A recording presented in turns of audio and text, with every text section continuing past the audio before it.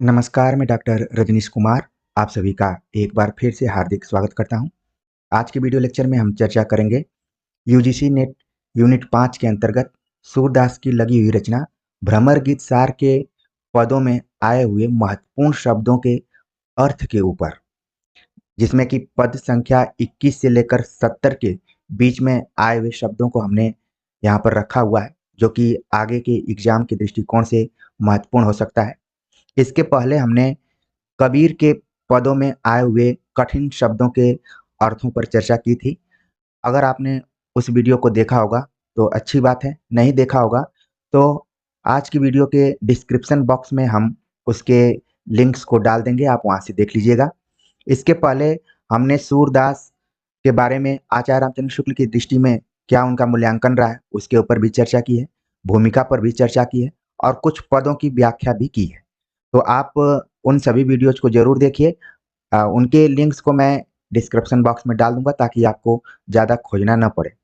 कबीर के पदों को आपको पढ़ना था 160 से लेकर 209। इन सभी पदों की व्याख्या हमने बड़ी मेहनत से इस चैनल पर अपलोड की हुई है, आप जाकर देख सकते हैं। भले आपको लगे कि आपके पास समय नहीं है, लेकिन आप अगर दृढ़ संकल्प करके उन वीडियोज को देखेंगे तो शायद 1-2 दिन में वो वीडियो खत्म हो जाएगी।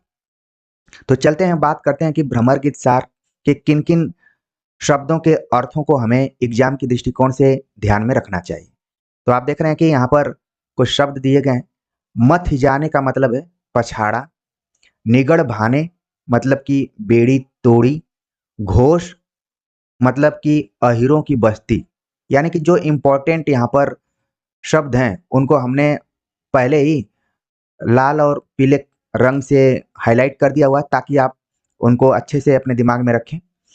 इन सारे शब्दों का अर्थ जो भी विद्यार्थी ब्रज भाषा क्षेत्र से जुड़े होंगे उनके लिए तो ये बहुत कठिन नहीं है, लेकिन जो इसके इतर हैं, अलग क्षेत्र से जुड़े हुए हैं, उनके लिए ये सभी शब्द कठिन हो सकते हैं। घोष का मतलब है अहिरों की बस्ती, और भाषा विज्ञान में भी आपने घोष अघोष पढ़ा होगा, ठीक है। तो वहां पर घोष का मतलब ध्वनि के रूप में है, लेकिन यहाँ पर आप देख रहे हैं कि घोष का मतलब है अहिरों की बस्ती।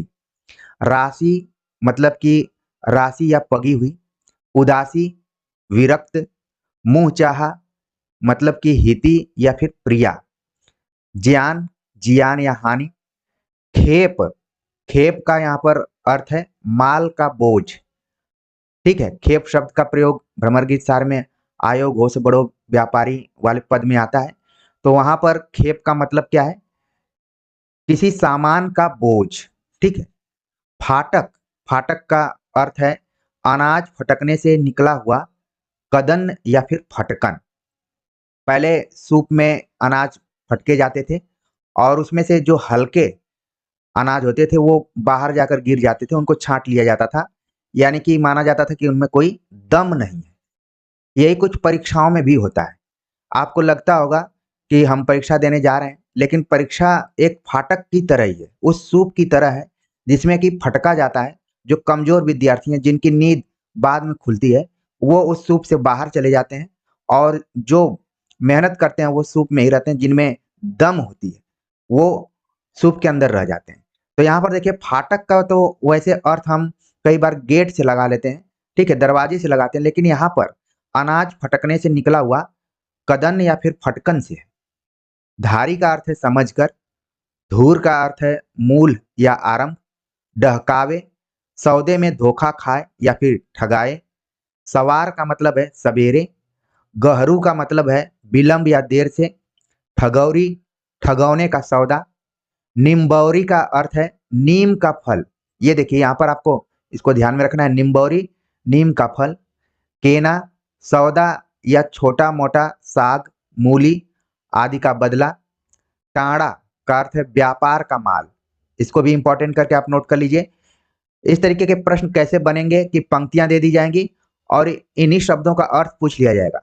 तो कुछ नहीं के स्थान पर कुछ भी आपके अगर दिमाग में आता है तो ये ज्यादा बेहतर यहाँ पर रहेगा। जैसे टाड़ा का अर्थ पूछ दिया तो आप इस वीडियो लेक्चर के माध्यम से व्यापार का माल ध्यान रखेंगे तो आपका काम बन जाएगा। यहाँ पर है गाढ़ा का अर्थ है गन्ना या चारे का कटा हुआ टुकड़ा। या फिर हाथी के साथ गाड़े खाना, कहावत है कि देखा देखी अनहोनी बात करना। झाला का मतलब है झल, बकवाद। डांडे, दंड दिया। धनिया धान कुम्हाड़े, मतलब धनिया, धान और कुम्हड़ा। मेलें मतलब डलते थे। खेली, खेली मतलब खेल डाला डाला, कुछ न समझा।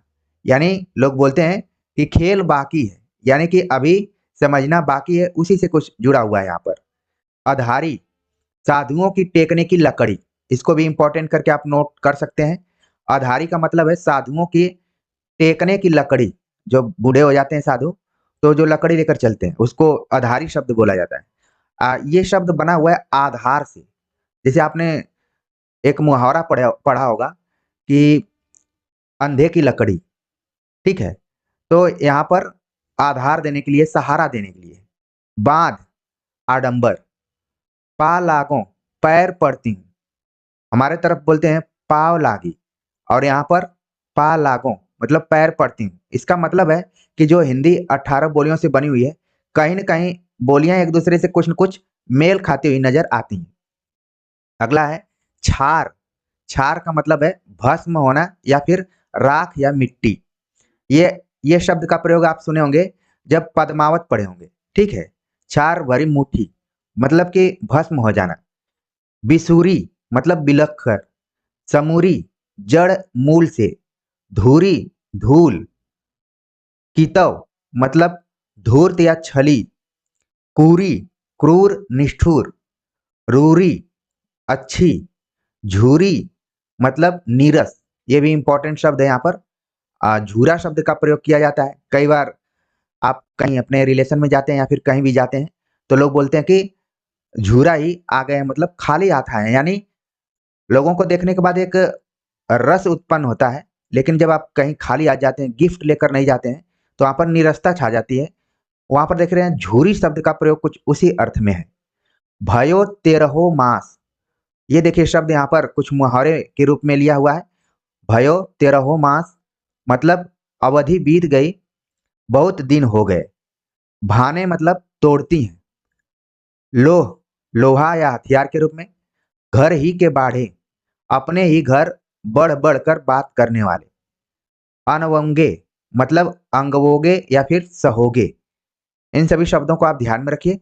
जो भी ब्रज भाषा पट्टी क्षेत्र के विद्यार्थी होंगे उनके लिए तो कोई दिक्कत नहीं है, लेकिन जो विद्यार्थी इससे अलग हैं, दूर हैं, उनके लिए कुछ कुछ शब्द यहाँ पर परेशानी कर रहे होंगे या फिर समझ में नहीं आ रहे होंगे। तो उसी प्रयास में हमने इसको यहाँ पर रखा है। उम्मीद है कि आप सभी को अच्छा लग रहा होगा।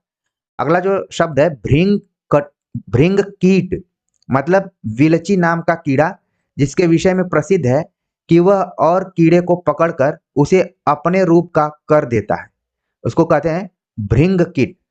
और आप देख रहे हैं कि भृंग का मतलब भौरा से भी लगाया जाता है, ठीक है। तो यहाँ पर भ्रमर गीत सार में एक तो उसका नाम भी पड़ा हुआ है भ्रमर पे ही। तो भृंग कीट नाम का जो कीड़ा है उसको बिलची नाम से भी जानते हैं, और लोक में प्रसिद्ध है कि जिस भी कीड़े को पकड़ता है वो अपने रूप में उसको कन्वर्ट कर देता है। अंतर्गति का मतलब है चित्त की वृत्ति या फिर मन। अंतर्गति जिसको कि हम बोलते हैं अंतरात्मा, उसी टाइप से ये शब्द बना हुआ है। बूची का अर्थ है कनकटी या जिसका कान कटा हो, उसको बोलते हैं बूची ब्रज भाषा में। खुम्भी, खुम्भी शब्द है यानी कि कान में पहनने का एक गहना या फिर लौंग। ये देखिए इन शब्दों को बिल्कुल ध्यान में रखिए, ये सब कभी भी परीक्षा में आपको देखने को मिल सकते हैं। बेसरी मतलब नाक में पहनने का एक गहना। आप देख रहे हैं यहाँ पर दो गहनों की बात की गई, एक खुम्भी की बात की गई, एक बेसरी की बात की गई। एक कान में पहनने वाला और एक नाक में पहनने वाला बताया जा रहा है। मतो करे मतलब सलाह करें। मत मतलब विचार या फिर सलाह करें। करे शब्द आया हुआ है ब्रज की विशेषता यहाँ पर बता रहा है। लामी, लामी का मतलब है लंबी। चोप का मतलब है चाह या फिर चाव। बेकामी, निष्काम। अनख का मतलब है कुढ़न। मामी पीना का मतलब है किसी बात को पी जाना या फिर साफ इनकार करना। यहाँ पर आप देख रहे हैं बहुत ही महत्वपूर्ण शब्द है कि मामी पीना ब्रज में कहा जाता है कि किसी बात को पी जाना यानी खत्म कर देना, उसको इग्नोर कर देना या फिर सीधे सीधे मना कर देना। मनियारे का मतलब है सुहावना या फिर रौनक, मन को भाने वाला यानी सुहावना या फिर रौनक। माट, माट का अर्थ है मटका या फिर मिट्टी का बर्तन। मान परेखो का अर्थ है आसरा या फिर भरोसा। बाहर बानी का मतलब है द्वादश वर्ण यानी सूर्य की तरह चमकने वाला खरा। ठीक है, सूर्य की तरह चमकने वाले व्यक्ति को कहा जाता है बाहर बानी। आ, ठीक है, वैसे आप इसको जैसे लोग बोलते हैं कि किसी के चेहरे पर 12 बजा है, यानी कि सूर्य की तरह एकदम से चमचमा रहा है या फिर तमतमा रहा है, ये कहा जा सकता है। विदुषी का मतलब है दुखी होना। यहाँ पर जैसे अगर छोटी की मात्रा हो जाती तो यहाँ पर विद्वान का अर्थ हो जाता, लेकिन यहाँ पर आप देख रहे हैं कि दुखी शब्द का प्रयोग किया गया है। सूखी का मतलब संतप्त हुई। जैसे आप किसी दुख में होते हैं तो आपकी शरीर धीरे धीरे सूखने लगती है, वहीं से इसका लिया है कि कृष्ण के विरह में गोपियां धीरे धीरे सूखने लगी हैं, संतप्त हुई हैं। बारक का मतलब है एक बार। पतुखी का मतलब है पत्ते का दोना। पत्ते का दोना आप लोगों ने मिठाई वाली दुकान पर जरूर देखा होगा, वो लोग रखे रहते हैं।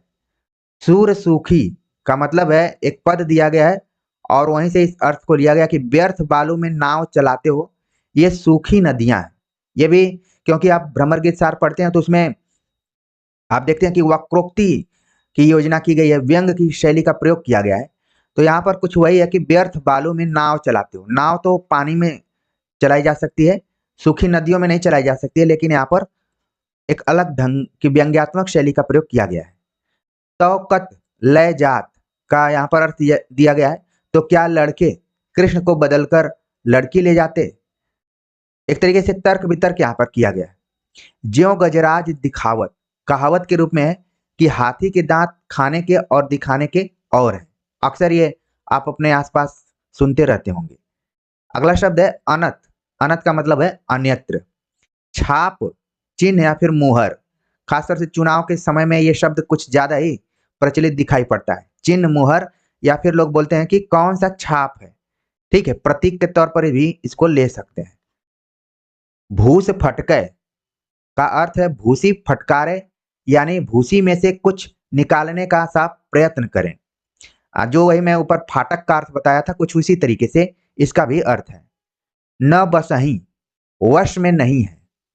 या छपद पशुही, पश्चात पद पशु को, यानी कि 6 पैर वाले पशु के बारे में यहाँ पर बात की गई है, जो कि एक तरीके से भ्रमर के अर्थ में है।